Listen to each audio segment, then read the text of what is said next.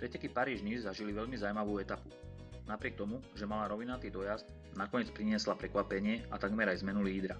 Veľa sa očakávalo od stúpania na legendárny Mont Ventoux.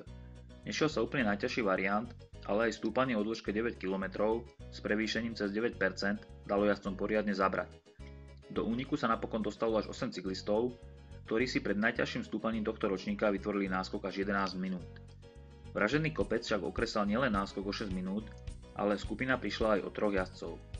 Na čele už zostali iba Arnaud Courtey, Jesus Herrada, Lars Boom, Martin Brundle a Antoine Duchesne. Peloton tiež doznal poriadneho preriedenia, keď sa z neho porúčali viacerí šprintéri. André Greipel a Joaquin Rojas dokonca odstúpili z pretekov úplne, Marcel Kittel a Nasser Bouhanni nabrali stratu takmer 3 minúty. Po Mont Ventoux nastal v pelotóne mierny kľud a ostro pretekať sa opäť začalo až na predposlednej vrchárskej prémii, kde k útoku zavalili jazdci Tinkoff. Poriadne natiahli pelotón a ten sa na úzkých cestách roztrhal. Vzadu zostal aj Alexander Kristoff, ktorého však napokon spolujazdci dotiahli do vedúcej skupiny. Vpredu už operoval s minimálnym náskokom osamotený Duchesne a zdalo sa, že si to o víťazstvo rozdajú odolní šprintéri, ktorí vydržali ostrú selekciu pelotónu. Lenže proti bol mladík z Astany Alexej Lucenko, ktorý sa rozhodol o atak približne 20 km pred cieľom.